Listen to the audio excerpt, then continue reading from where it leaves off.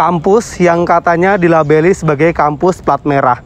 Tetapi ketika mahasiswa berpendapat, mereka bermasalah.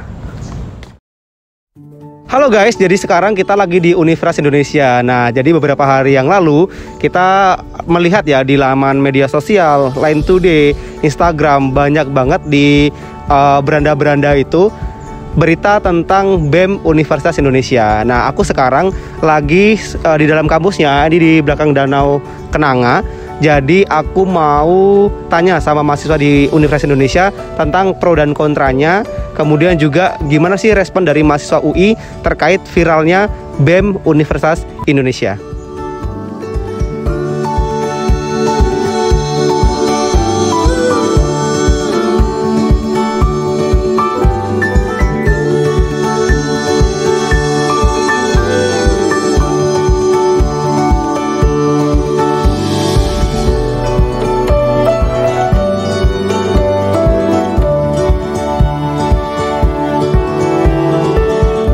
Nah guys, jadi sekarang aku udah di kampus Universitas Indonesia.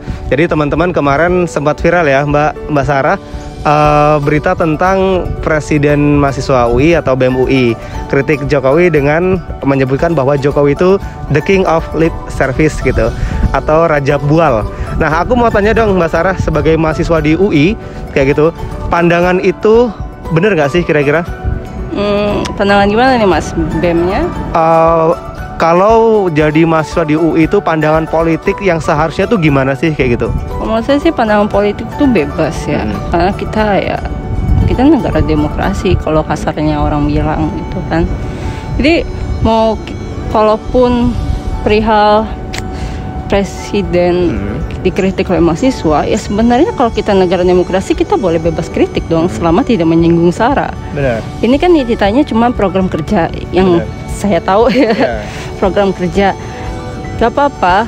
Nah lagi juga mahasiswa itu kan generasi muda, kasarnya di berapa puluh tahun, mungkin 10 tahun atau berapa tahun lagi setelah mahasiswa lulus mungkin akan menduduki jabatan dan kita nggak tahu selanjutnya itu kayak gimana. Tapi kalau menurut saya itu sebagai kalau dibilang orang kritik itu ya? Sebenarnya adalah salah satu aspek untuk membuat pemerintah itu bagus. Sebenarnya menurut saya ya, kalaupun memang tidak dijalankan ya kita cuma ngomong kenyataan aja. Ya terserah aja. Toh presiden pun tidak bermasalah juga. Ya, setahu saya malah presiden menanggapi hal tersebut ya Mbak. Kan sudah banyak tuh yang ngomong bahwa presiden pelongo-pelongo kayak gitu ya, kata dia presiden yang nggak tahu apa-apa. Terus sekarang lagi muncul viral dari BEM UI, katanya the king of lip service. Tapi gini Mbak Sarah, yang aku mau tanyain, terlepas dari netralitas nih, pendukung Jokowi atau bukan, gimana kalau suatu saat, ini kan sekarang lagi jadi mahasiswa nih, kritis-kritisnya dong, kita boleh ngomong apa aja, karena mahasiswa boleh menyampaikan aspirasi dan kritik. Tapi suatu saat diangkat jadi komisaris nih misalnya, di salah satu BUMN. Nah akhirnya kondisi itu berbelok. Nah, menurut Mbak Sarah itu hal yang wajarkah atau tetap mau ikut arus demokrasi yang sebenarnya? Saya mengaminkan jadi komisaris Mas. Mengaminkan ya. Diaminkan dulu aja. Aminkan aja. Tapi kalau sudah dikasih jabatan lupa ntar. Wah, itu tergantung sih Mas ya. Karena agak wow. Pertanyaan soal masalah BU kita, masalah itu atasan. Jujur aja itu atasan. Itu atasan. Apalagi posisi komisaris, halo, siapa yang tidak mau Anda semua. Cuma masalahnya ya, kalaupun kita demokrasi sebenarnya kalau komisaris tuh saya kurang tahu ya kalau jabatan di situ, cuman dia menaruh influence tinggi buat di BUMN. Kalaupun kita misalnya si atasan bilang tapi menurut kita atau menurut beberapa sebenarnya yang aslinya tuh yang B itu benar, ya mendingan B aja yang benar. Kenapa? Karena ruginya tuh bakal gede banget. Ini kita ngomong kasar aja gitu ya. Kalau misalnya kalau sebenarnya menurut kita tuh benar dari atasan, terus menurut orang juga benar, ya secara ini tidak merugikan orang banyak ya, kenapa enggak. Jadi sebenarnya kita lebih baik netral. Tapi kalau jadi komisaris saya aminin. Aminin. Nah, jadi gini, kayak sekarang kan teman-teman di UI sekarang lagi banyak ngadepin pro dan kontra ya Mbak ya. Pro dan kontra, ada yang sampai diserang buzzer, ada yang media sosialnya dihilangin kayak gitu. Nah, dalam kondisi yang itu, misalnya nih, Amin suatu saat jadi salah satu pejabat di negeri ini kayak gitu. Nah, lihat kondisi yang sekarang, mau belain adik-adiknya, kasihan kan dia ada buzzer-buzzer yang nyerang, tapi nggak dibelain dia ditindas. Sedangkan lembaga juga harus dibela. Nah, gimana tuh Mbak? Berat ya. Berat ya? Berat ya. Gini berat sih itu, karena lembaga sumber cuan. Tapi kalau adik ini kasihan juga ya. Kalau mereka benar tuh dilempar karena satu kelompok orang yang fanatik itu. Kenapa lo harus menyerang seseorang yang boleh mengutarakan pendapat gitu. Jadi sebenarnya mungkin saya akan membela juga. Lo nggak boleh kayak gitu loh. Jangan karena lo fanatik sama si A, lo harus seperti itu ke si B, ke si C yang mungkin dia cuma mengutarakan pendapatnya. Nah, jadi Mbak Sarah, kita masih lanjut ke pertanyaan yang tadi. Jadi gimana nih tadi kalau misalnya suatu saat duduk di lembaga negara lah kayak gitu, lihat adik-adik kayak gitu demo, wah capek-capek mereka mengusahakan biar aspirasi itu keterima Mbak. Tapi Mbak juga duduk santai, kursinya empuk, nggak mempertimbangkan apa-apa gitu loh. Padahal seharusnya aku tuh alma mater UI gitu loh, harusnya bela gitu. Tapi kalau misalnya aku bela, aku juga berpengaruh di lembaga kayak gitu. Menurut saya malah itu kata orang privilege tersendiri. Menurut saya ya, jujur misalnya kita contoh RUU PKS ini itu lagi diinin banget sama anak-anak mahasiswa gitu kan. Dan sebenarnya itu butuh alumni yang sudah menduduki jabatan penting. Kenapa lu tidak speak up? Atau contohnya seperti Valdo Maldini. Siapa tuh? Presiden mahasiswa UI tahun berapa gitu yang sekarang jadi politisi PSI. Oh iya, saya nggak tahu. Terus next. Ya gitu. Jadi terus ya itu sebenarnya privilege tersendiri ketika Anda sudah jabatan, mungkin DPR 10 tahun siapalah itu nanti. Dia harusnya sebenarnya memikirkan itu. Jangan karena menurut gue ini penting kok buat gue, juga bisa dampaknya ke gue gitu. Dampaknya juga bisa nanti ke gue, dampaknya juga bisa ke mereka, dampaknya bisa ke keluarga gue. Sebenarnya kasar impactnya gitu. Luas. Impactnya luas. Ketika kita duduk di posisi-posisi orang tinggi-tinggi itu, sebenarnya kita bisa menggunakannya namanya ya hak bicara kita. Kalau kata orang salah begini, ya lu harus menelisik kopak-kapik lagi ceritanya gitu. Jangan main sembarang, karena si ini, jangan karena kepentingan pribadi kayak bisa di ini. Itu contoh ya kayak RUU PKS gitu. Ini RUU PKS itu kan mungkin jauh ya di sini dari topik kita. Cuma itu kan contoh. Mahasiswa sedang sibuk-sibuknya mengpropaganda ya itulah gitu kan, sedangkan kayak padahal banyak alumni dari universitas ini juga kayak udah gitu. Lu DPR tapi padahal impactnya itu bakal bisa ke mereka, bisa ke keluarga mereka, bisa ke anak mereka. Itu yang sebenarnya harus diiniin. Tapi kebanyakan mereka kayak nutup mata aja gitu. Iya kayak udahlah, udah pikirin aja mana kapitalisku. Iya, ya udahlah anak mahasiswa mah kayak gitu, demo-demo aja gitu. Padahal kan sebenarnya banyak yang diperjuangin. Nah, kayak gini, Mbak. Pertanyaan cukup apa ya? Kalau menurutku, kalau sekarang beberapa hari terakhir tuh kayak peretasan media sosialnya aktivis BEM kayak gitu. Itu bakal menutup kemungkinan anak-anak muda, mahasiswa-mahasiswa di seluruh Indonesia itu takut nggak sih jadinya demo? Kan akhirnya penyerangan ke pribadi tuh. Mungkin pasti ada. Kalau Mbak Sarah sendiri gimana? Milih demo memperjuangkan, wah aku harus bersuara nih anak muda idealis kayak itu, tapi suatu saat dapat ancaman. Itu agak 50-50 ya.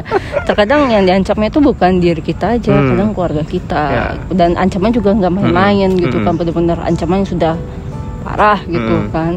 Itu berat sih. Jadi maupun ya pasti ada mahasiswa tetap, walaupun saya juga walaupun saya ini juga ya udah gitu kan. Itu tergantung mahasiswanya juga gimana lo how to inilah gitu menjaga diri lo juga. Ini menurut saya opini aja. That's your way lah ya. Akuin seininya kita gitu kan. Ya boleh silakan aja demokrasi, kita mau ini kan juga nggak masalah. Cuman memang terkadang yang seperti yang tadi kayak ada yang fanatik dan segala macam, jadi kena kitanya, terus kitanya nggak, ya jadi bikin ya orang takut. Jadi Kadang Mbak Sarah, kadang aneh juga ya negara ini. Katanya mahasiswa boleh berdemokrasi, negara demokrasi, menyampaikan pendapat boleh. Tapi setelah menyampaikan pendapat lumayan keras tuh. Padahal menurutku pendapatnya juga sedikit rasional ya, gitu terkait permasalahan bangsa ini. Tapi akhirnya diserang sama buzzer-buzzer, orang-orang oknum-oknum kayak gitu. Jadi kan itu kayak ya mau berdemokrasi tapi dihalangin gitu loh. Jadi nggak terus terang. Jadi boleh nggak demokrasi? Itu masih tabu sebenarnya menurutku. Iya, itu jadi tabu. Kita kayak kan boleh dong kita berpendapat, kita punya hak sebagai warga negara untuk membicarakan hal ini. Kalau kata lu dipilih semua pejabat itu DPR sama pejabat dipilih oleh kita sebagai warga negara, masa kita berpendapat yang merasa kita serak dan masih ada rasionalnya lah gitu kan? Kenapa nggak boleh? Dan itu pun nyerangnya juga bukan nyerang secara opini berbasis fakta atau data. Ini benar-benar udah pribadi kayak wah lu kayak gini-gini terus gini. Jadi apa yang sebenarnya orang tuh utarakan tuh benar terus diginiin ya whatever lah. Kenapa lu harus kayak gitu? Ya gitu deh. Terus pertanyaan terakhir Mbak. Pertanyaan terakhir sekaligus closing. Kalau aku minta bikinkan pro dan kontra untuk BEM UI sama Presiden Jokowi, pro dan kontranya. Misalnya kayak ya nyorotin nih pergerakannya, pronya oh aku pro karena memang gini, aku nggak setuju karena ini. Presiden Jokowi ya boleh pronya gini, kontranya gini kayak gitu. Gimana nih maksudnya kedua belah pihak? Iya, gitu? kedua belah pihak. Saya kurang takutnya salah omong. Kan negara demokrasi ya. Iya benar. Ini kan obrolan. Kalau pro sih, saya pronya ke BEM UI dulu. BEM UI. Menurut saya why not gitu. Why not? Ya, dan ya kadang emang nggak semua orang terima ya sindiran sarkas gitu. Orang the king of lip service gitu kan. Gitu kan orang nggak terima. Tapi sebenarnya ya kenapa tidak ketika memang tidak membahas pribadinya si presiden, seorang presiden, dia kita cuma membahas program kerja lo yang nggak terlaksana mungkin. Yang nggak terlaksana, lu janji kita meminta. Nah, itu berarti pronya ya? Iya pronya. Oke, kontranya? Kontranya Bu. Ada nggak kontranya? Kontra ya gimana ya? Agak pedes ya sarkasnya. Sampai kayak orang-orang yang di atas langsung heboh gitu. Langsung gitu. Kenapa kalau UI langsung viral? Iya kayak waktu saya lihat di Twitter kayak gitu, wah apaan nih BEM UI ada apaan? Terus nanti ini posannya. Ade Armando langsung komen. Nah, iya. itu. Aduh. Ya jadi kontranya adalah oke lah lu berpendapat. Ya nggak masalah. Kita sarkas juga nggak masalah. Cuman inget-inget diri kita. Tapi itu sesuai sama arahan Presiden Jokowi nggak? Sopan yang santun. Ya Kan boleh dikritik asal sopan dan santun. Itu termasuk sopan santun nggak sih kayak gitu? Tahu ya standar sopan santunnya orang. Atau gimana? Kritik yang sopan santun orang kayak gimana? Lah iya. Menurut saya sih agak menyindir, cuman agak pedes dikit ya gitu. Agak pedes ya. Buktinya ditanggapi kan di istana. Langsung ditanggepin gitu kayak padahal dia nggak demo, ini cuma sebuah posan doang gitu. Kayak orang-orang pada heboh langsung kayak wah ini banyak banget dah tuh kata-kata dari itulah gitu. Terus sekarang Presiden Jokowi nih, pronya apa, kontranya apa gitu. Tanpa muatan politik ya. Jokowi. Kalau kayak gini caranya aku bisa nyimpulin sih arah politiknya kayak mana. Enggak, jujur mungkin nggak tahu juga saya gimana ngomongnya. Saya karena juga nggak terlalu mengenal presiden gitu kan. Ya mungkin hampir semua presiden kayak gitulah ya. Iya, dan pada gimana program kerjanya sebenarnya secara spesifik itu oke lah Pak. Oke, jadi semuanya heboh, beberapa hari heboh, Line Today sampai heboh memberitakan itu. Kayak, tapi oke lah, masih maksud saya sebenarnya pro-nya ya Pak Jokowi juga nggak, ya udah gitu. Ya udah aja yang apa-apa. Nyantai aja gitu ya. Santai aja. Nyantai aja. Tapi belakangnya nyantai nggak? Wah itu saya kurang tahu. Saya kurang tahu. Nanti kita coba cari tahu Mbak ya. Itu orang dalam lah urusan saya. Saya juga nggak tahu. Cuma kalau saya ngerti kayak juga nggak terlalu ini ya silahkan aja gitu sebenarnya. Ya masalahnya adalah yang di belakangnya aja. Lu terima apa enggak? Gitu. Ini juga nggak nih kok. Iyalah. Jadi setuju nggak kalau aku bilang the power of BEM UI? Sampai akhirnya apa semua orang berkomentar kayak gitu. Power of BEM UI. Semua ini karena the power karena of BEM UI. megang nama UI kalau menurut saya. Jadi UI ya katanya emas dari plat merah itu saya nggak tahu sebutannya apa ya, tapi orang pasti kalau nggak 3 besar lah, yang PTN 3 besar itu pasti nggak akan gitu. Dan UI punya impact ke situ. Jadi dengan nama BEM, UI nggak usah pakai BEM-BEM dari pilih saya ya, BEM lain lah gitu kan. BEM ini pokoknya pure dari UI misalnya kesannya, itu pasti bisa menimbulkan masalah sedikit aja bisa jadi permasalahan gede banget, kayak permasalahan nasional gitu. Jadi kayak bisa jadi berita nasional aja besok-besok. Jadi karena UI udah dikenal orang, kalau kata orang anak baik-baik gitu kan, pas ini waduh katanya kan ada apa nih gitu, ada apa nih kok tiba-tiba ada gini gitu. Ini menurut saya sih jadi menurut saya sih kan, kalau UI itu PTN-nya gitu lah, adalah namanya gitu, legit gitu. Jadi sekali dia bikin cuitan langsung banyak gitu yang ada komentari legitnya. Jadi pas orang ini what gitu kan, kayak di berita nasional. Apa nih? Gitu. Padahal sebenarnya juga ya udah gitu, kayak misalnya ada yang geser dikit lah gitu kan, pasti siapapun dia pasti lo kok bisa sih kayak gitu-gitu di ini UI gitu gini itu bisa jadi sebuah trending topik beda di internet gitu kan. Ya di berita nasional kayak sebenarnya postingan ini tiba-tiba nyampe aja itu kayak lu kagak demo kan. tapi kok rame gitu kan. Orang-orang kayak bikin diskusi publik, orang-orang pada naik semua live-nya sampai. Tapi Mbak Sarah, jadi kayak rutinitas nggak sih setiap tahun kok ada aja ya Presma UI yang sampai naik ke mata Najwa? Dulu siapa yang kasih amplop kartu kuning Jokowi?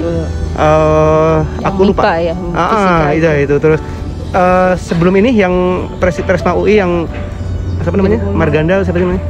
Udah lupa kalau dia. Ya pokoknya hampir setiap tahun lah ya rutinitas ini selalu dijalankan. Kayak gitu. Udah deh. Lupa ya. Udah lamaan gini gitu. Udah lama. Mbak Sarah, menarik diskusi kita kali ini. Jadi aku bisa nyimpulin sih dari obrolan kita berdua. Jadi gini teman-teman, aku juga alumni kampus. Mbak Sarah sekarang masih jadi mahasiswa. Jadi paradigma ataupun idealisme itu tuh sebenarnya masih ada ya Mbak Sarah. Cuman yang aku pengen bahas ataupun tekankan, negara ini tuh juga aneh gitu loh menurutku. Jadi negara mengizinkan anak muda berdemokrasi, mahasiswa berdemokrasi, disampaikan dengan cara apapun, yang penting masih dalam koridor demokrasi, itu sah-sah saja begitu loh. Tapi masalahnya banyak akhirnya yang diserang secara personal, dihilangkan media sosialnya, keluarganya diteror seperti itu. Itu kan boleh berdemokrasi tapi dihalangi. Nah, itu jadi PR kita bersama. Jadi terima kasih yang sudah menyaksikan channel ini. Semoga bermanfaat Mbak Sarah. Sari Prasetyawan dan sampai jumpa.